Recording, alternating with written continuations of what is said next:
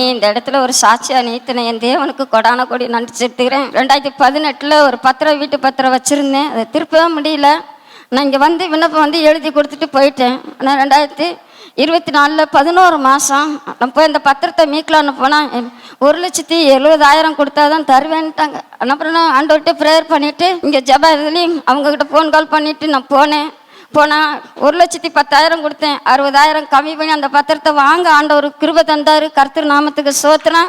அது மாத்திரமில்லை, 2017 நான் வீட்டை கட்டிட்டு பாதியில் விட்டுட்டேன். ஒன்றுமே செய்ய முடியல, ரூப் போட முடியல. ஐயா கிட்ட வந்து இங்கே எழுதி கொடுத்துட்டு போயிட்டேன். ஆனால் 2018 7ஆம் மாதம் அந்த வீட்டுக்கு ரூப்பு போட தேவைகளை கர்த்தர் சந்திச்சார். கர்த்தர் நாமத்துக்கு ஸ்தோத்திரம். அது மாத்திரம் இல்லை, இந்த 2024 10ஆம் மாதம் நான் இந்த கூட்டத்துக்கு வருவதுக்கு நான் சிக்னலில் இறங்கிட்டேன். ஆனால் வர்றதுக்கு என்னால் முடியல, வழி தெரியாதனால தடுமாறி வந்தேன். ரோடு கிராஸ் பண்ணும்போது பஸ்ஸே வரல. ஒரு அடி நவந்தேன். பஸ்ஸில் வந்தவங்களாம் கத்தோகத்தனை கத்திட்டாங்க.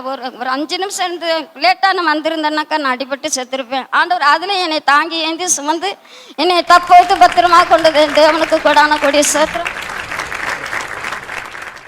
நான் ஜெயஸ்ரீ படப்பையிலேருந்து வருகிறேன். ஏப்ரல் 28ஆம் தேதி சகோதரருடைய தேவனின் அன்பு ஊழியங்கள் ஜபகோபுரம் துறைப்பாக்கத்தில் இருக்கிறது. அங்கே நான் தொலைபேசி மூலமாய் தொடர்பு கொண்டேன். என்னவென்றால், என்னுடைய சகோதரி அக்காவுடைய மகன் சாமுவேல் ராகேஷ் 35 வயசு.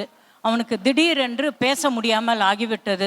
வோக்கல் கார்டு பாதிக்கப்பட்டிருக்கு. காரணம், உள்ளே சரீரத்தில் பெரிய எலும்பு வளர்ந்திருக்கு என்று மருத்துவர் சொன்னார்கள். இதற்கு மருத்துவர் பார்த்து ஓப்பன் ஹார்ட் சர்ஜரி பண்ண வேண்டும். 12 மணி நேரம் இது கிரிட்டிக்கல் ஆப்ரேஷன் தான். இது நாங்கள் கேரண்டி கொடுக்க முடியாது. இருந்தாலும் நீங்கள் உங்கள் கடவுளிடத்தில் வேண்டிக் கொள்ளுங்கள் என்றெல்லாம் மருத்துவர்கள் சொன்னார்கள். அதன் பிரகாரமாக 28 அட்மிட் ஆகி 29ஆம் தேதி ஆப்ரேஷன் பண்ண தொடங்கினார்கள். நான் 28ஆம் தேதி இவர்கள் அலுவலகத்தில் ஜபகோபுரத்தில் தொலைபேசியில் தொடர்பு கொண்டு இந்த விண்ணப்பத்தை வைத்து ஜபம் பெற்றுக்கொண்டேன். சகோதரர் ஜப வீரர் அவர்கள் நன்றாக ஜபம் பண்ணினார்கள். இது ஒரு 12 டாக்டர் அல்ல, பரம வைத்தியரே வந்து இந்த ஆப்ரேஷனை செய்வார். மேலும் இது சீக்கிரமாக 10 மணி நேரத்தில் இது செய்து கர்த்தரே முடிப்பார். அற்புதத்தையும் அதிசயத்தையும் செய்து இது ஒரு சக்சஸ்ஃபுல்லாக சர்ஜரியாக முடியும் என்று தீர்க்க தரிசனமாக சொன்னார்.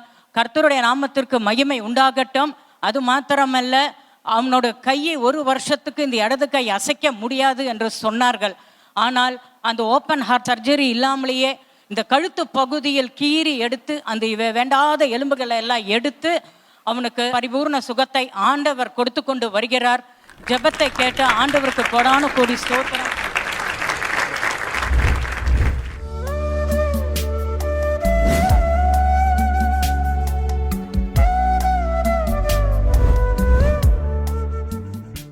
கிறிஸ்துவுக்குள் மிகவும் பிரியமான எனதருமை சகோதர சகோதரிகளே, நம்மை சிருஷ்டித்தவரும் நம்மை உண்டாக்கினவரும் நம்மை ஒருபோதும் மறந்து போகாதவருமாகிய இயேசு கிறிஸ்து வினையிட்ட நாமத்தினாலே உங்க எல்லாரையும் வாழ்த்தி ஆசீர்வதிக்கிறேன். அல்லேலூயா.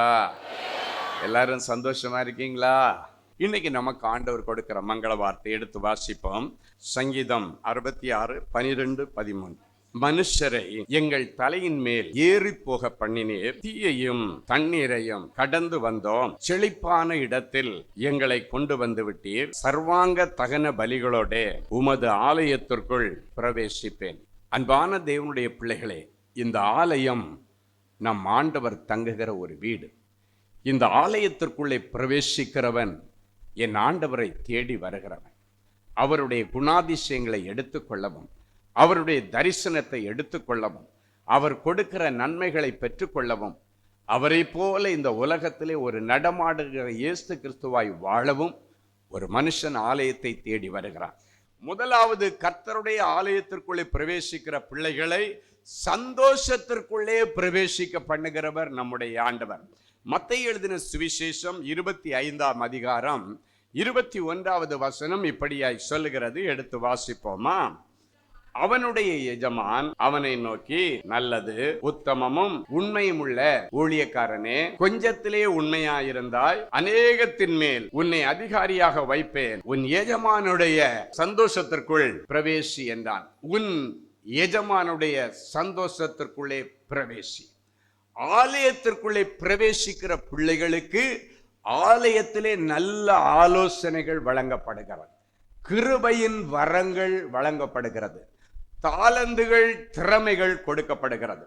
அவன் அந்த தாலந்தை வாங்கி கொண்டு போய் அதை பல மடங்காக பெருக்குகிறான்.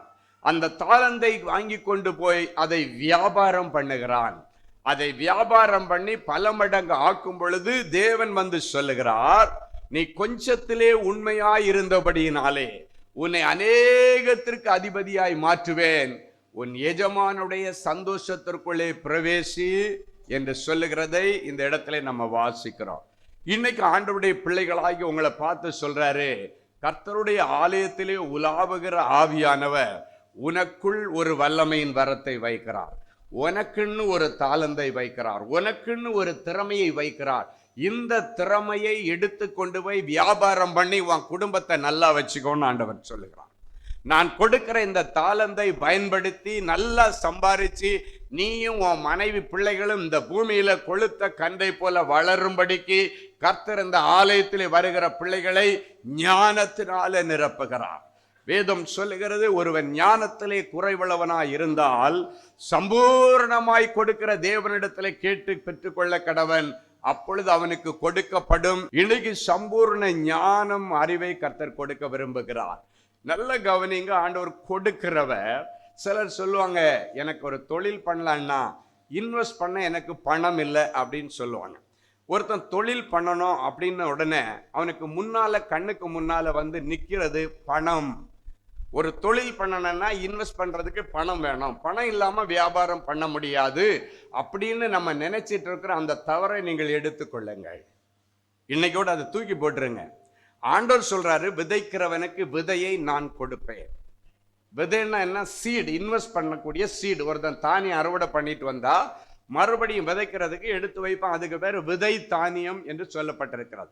அந்த விதை தானியத்தை எடுத்து வச்சுட்டு மீதியை தான் அவன் வைப்பான், மீதியை தான் அவன் சாப்பிடுவான்.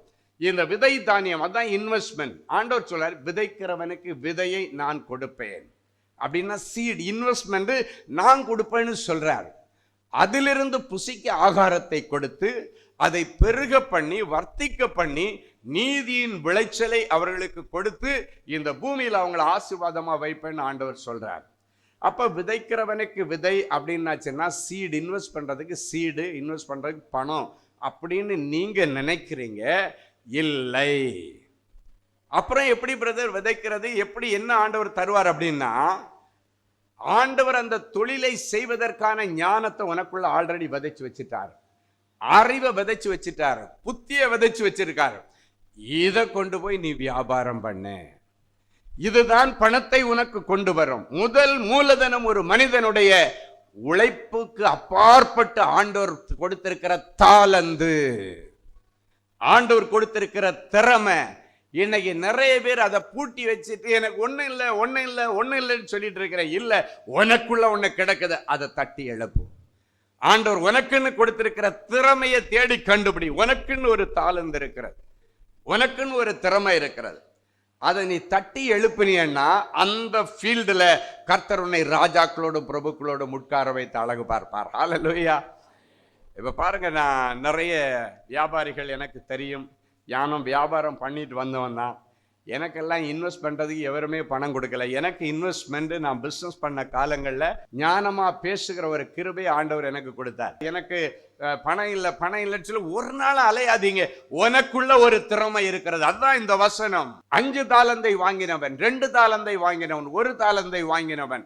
இந்த 5 தாளந்து 2 தாளந்து 1 தாளந்து கவுண்ட குறிக்கிறது அல்ல, வித்தியாசமான தாளந்துகளை குறிக்கிறது.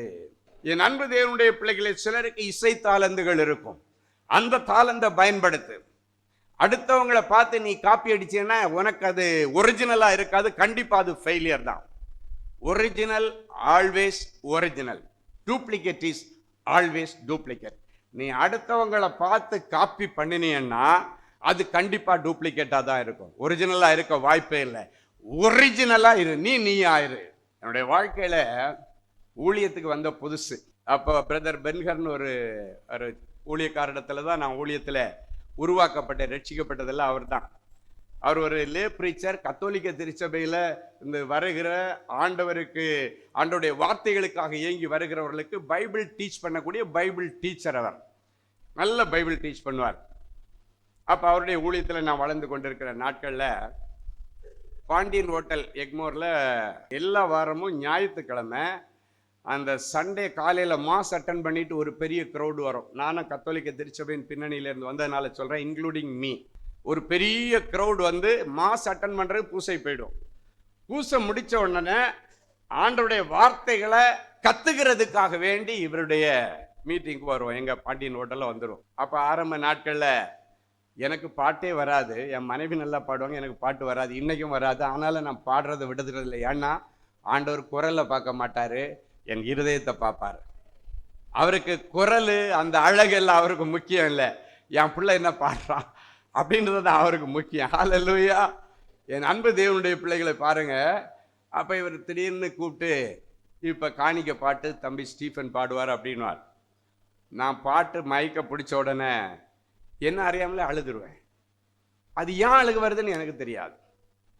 திடீர்னு ஒரு நாள் சொன்னார், இப்போ தம்பி ஸ்டீஃபன் வந்து அடுத்த வாரம் முதல் ஒரு 15 நிமிஷம் அவருக்கு சின்ன குட்டி செய்தி கொடுப்பாரு, அதுக்கப்புறம் தான் நான் பைபிள் கிளாஸ் நடத்துவேன் அப்படின்னாரு. அவர் எப்படி என்ன உருவாக்குறேன்னு நினைச்சாருன்னு எனக்கு தெரியாது. அது ஆண்டவருடைய திட்டம். ஆண்டவர் அவர் மூலமா செயல்படுத்துறாரு. என்னை குறித்து ஏதோ ஒரு திட்டம் பின்னாலே இருக்குன்னு எனக்கு தெரியாது.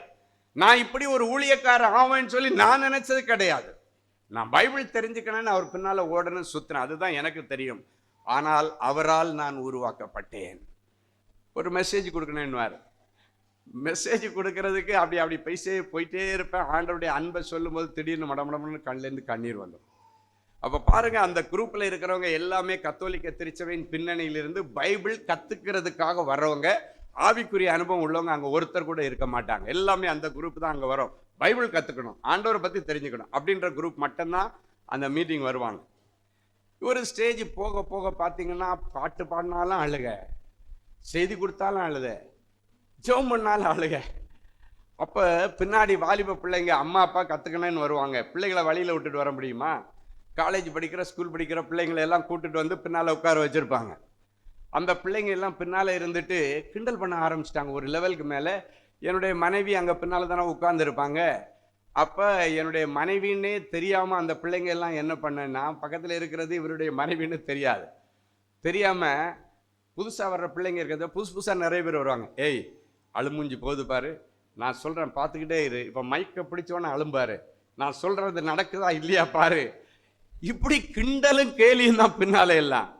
அப்போ ஒரு நாள் என் மனைவி வந்து சொல்கிறாங்க, இனி நான் மீட்டிங் வரமாட்டேன்.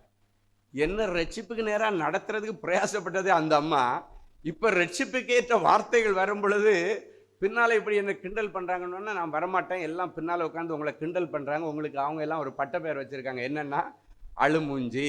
ஆமேன். அதனால் வரமாட்டேன் நாங்கள். அப்போ நான் அன்னைக்கு அந்த அம்மா ஸ்ட்ரைக் பண்ண அன்னைக்கு தான் நேராக ஒரு வீட்டுக்கு போனோன்னே ரூம் கறந்து சாத்திட்டு ஆண்டவருடைய பாதப்படி முழந்தாள் படிட்டு, ஆண்டவரே இந்த பலவீனத்தை எடுத்துருங்கப்பா, எல்லாரும் என்ன கிண்டல் பண்ணுறாங்க. அப்போ எங்களுடைய அந்த ஜெப ஐக்கியத்தில் ப்ரேயர் பாயிண்ட்ஸ் எல்லாம் எடுத்து நடத்துகிற பிரதர் சிங்மர் கொரேரான்னு ஒருத்தர் தூத்துக்குடிக்காரர். அவர் நல்ல செம்மையாக ப்ரேயர் பாயிண்ட்ஸ் எல்லாம் அவர் தான் எடுப்பார். அப்போ நான் சொல்லி ஆண்டவர்கிட்ட கேட்குறேன், ஆண்டவரே சிங்மர் கொரேரா மாதிரி நான் தைரியமாக ப்ரே பண்ணேன். அப்போ அங்கே வர்ஷிப் எடுக்கிறது பாஸ்டர் செபாஸ்டின், ஒரு பிரதர் செபாஸ்டின். இப்போ வந்து ஏலிம் திருச்சபையினுடைய கிளை சபை ஆதம்பாக்கத்தில் பெரிய பாஸ்டராக இருக்கார். இப்போ ஆண்டவர் அவரை மகிமையாக வச்சுருக்கார். அப்போ நாங்கள் எல்லாம் அந்த சர்க்கிளில் இருந்தவங்க தான்.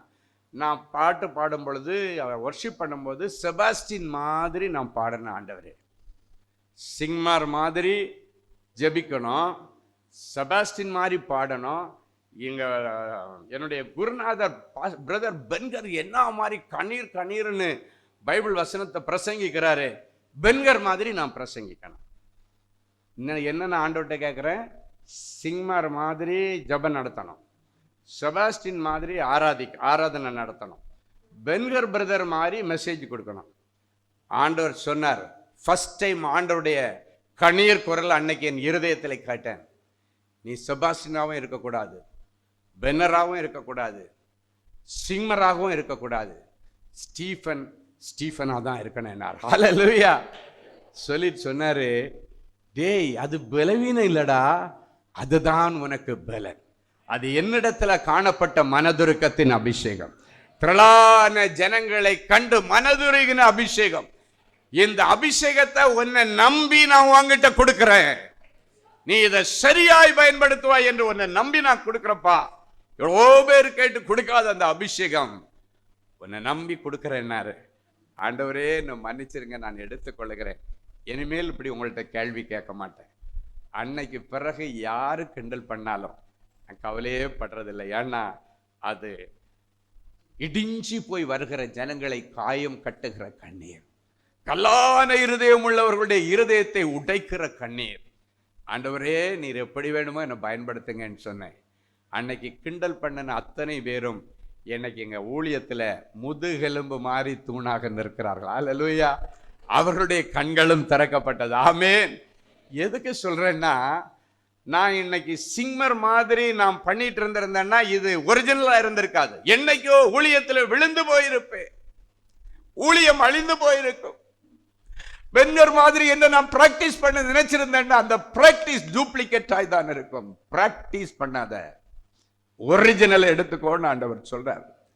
செபாஸ்டின் மாதிரி நான் இருந்திருந்தேன்னா இன்னைக்கு இப்படி ஒரு ஊழியக்காரனை நின்றிருக்க முடியாது. என் ஊழியம் என்றைக்கோ விழுந்து போயிருக்கும்.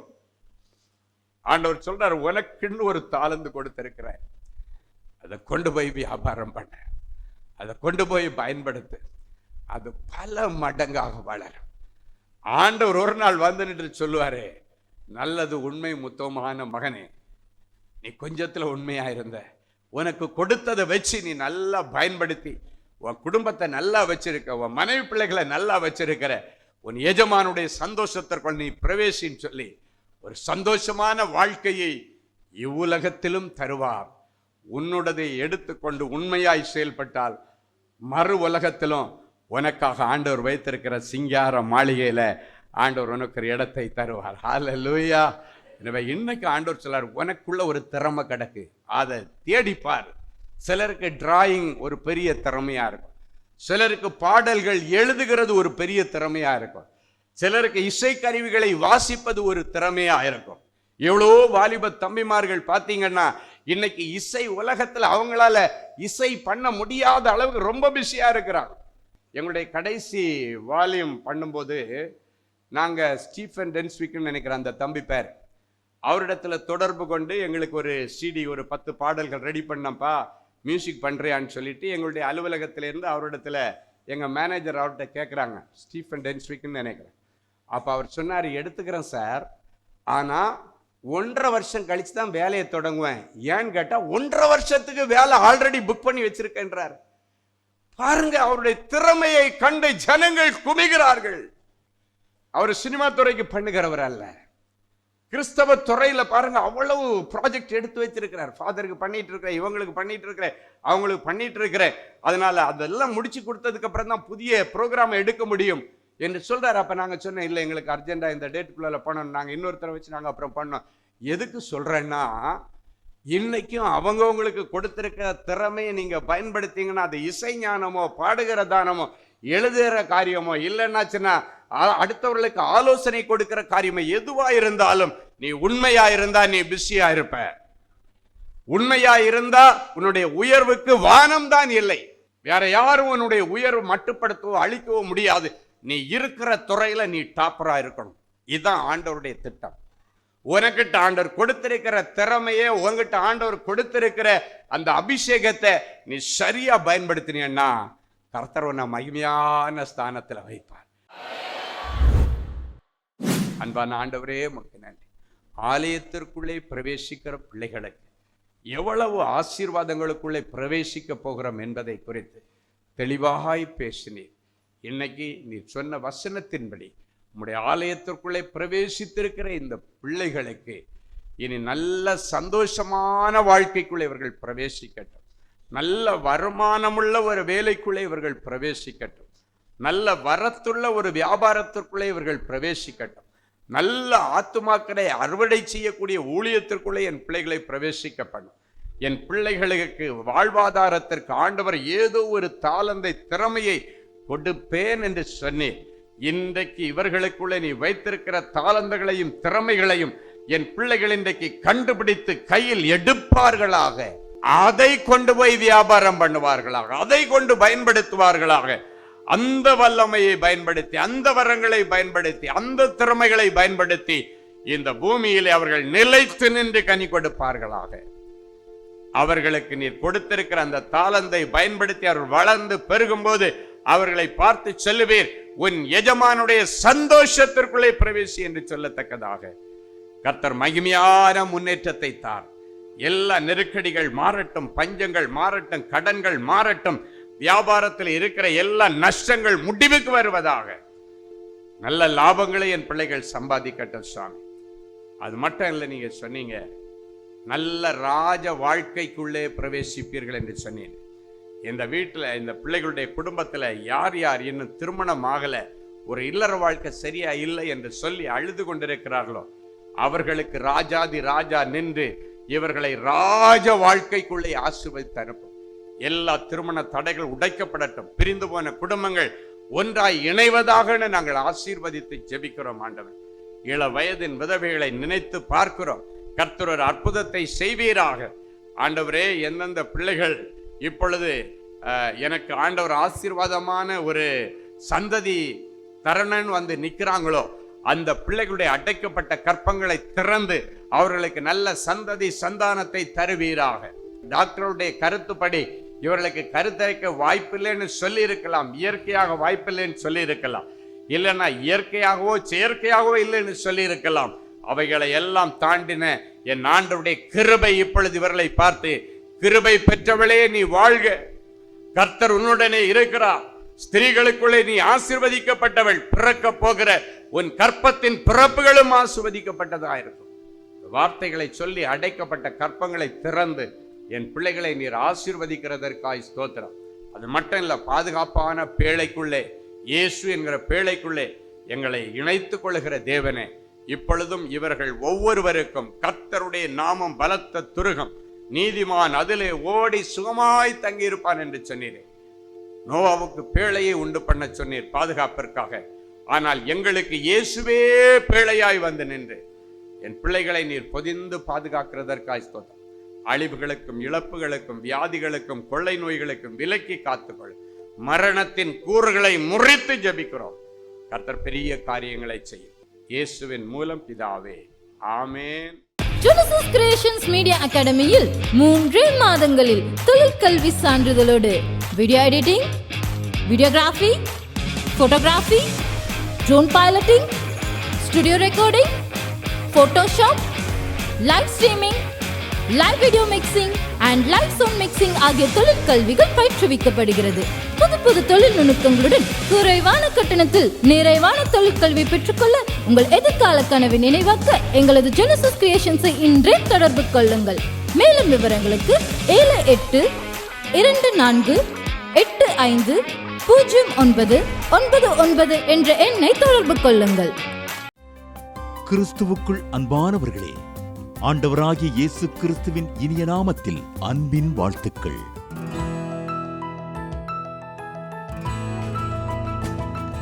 எங்களுடைய மார்வெல் திருமண தகவல் மையத்தை ஆன்லைன் சேவை மூலம் உங்களுக்கு அறிமுகப்படுத்துவதில் நாங்கள் மிகுந்த மகிழ்ச்சி அடைகிறோம். எங்களது மார்வெல் திருமண மையம் கிறிஸ்தவ குடும்பத்தில் திருமணத்திற்கு ஆயத்தமாயிருப்பவர்கள் தங்களுக்கு ஏற்ற வாழ்க்கை துணையை தேர்ந்தெடுக்க சிறந்த திருமண சேவை மையமாக இருக்கிறது.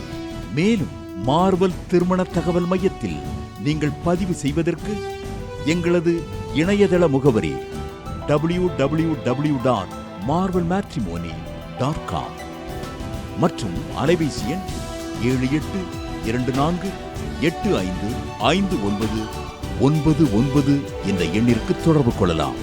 சென்னை, நாகர்கோவில் மற்றும் மும்பை நகரில் உள்ளவர்கள் பதிவு செய்ய விரும்பினால் கீழ்கண்ட விலாசங்களில் உள்ள எங்களது அலுவலகங்களோடு தொடர்பு கொள்ளலாம். Email info@marvelmatrimony.com. ஆண்டவர்தாமே உங்களை அளவில்லாமல் ஆசீர்வதிப்பாராக. அன்பு தேவனுடைய பிள்ளைகளே, இந்நிகழ்ச்சியின் மூலம் நீங்கள் பெற்றுக்கொண்ட ஆசீர்வாதங்களையும் உங்கள் ஜெப விண்ணப்பங்களையும் அனுப்ப வேண்டிய முகவரி தேவனின் அன்பு ஊழியங்கள், எண் 340B பார் 1A 3B1 Vinayak avenue, OMR road, Okkiyam, Thoraipakkam, Chennai 600097. இது இந்தியன் ஆயில் பெட்ரோல் பங்க் எதிரில் அமைந்துள்ளது மற்றும் காக்னிசன்ட் டெக்னாலஜி சொல்யூஷன்ஸ் அருகிலும் அமைந்துள்ளது. மின்னஞ்சல் prayer@godsloveministries.co.in.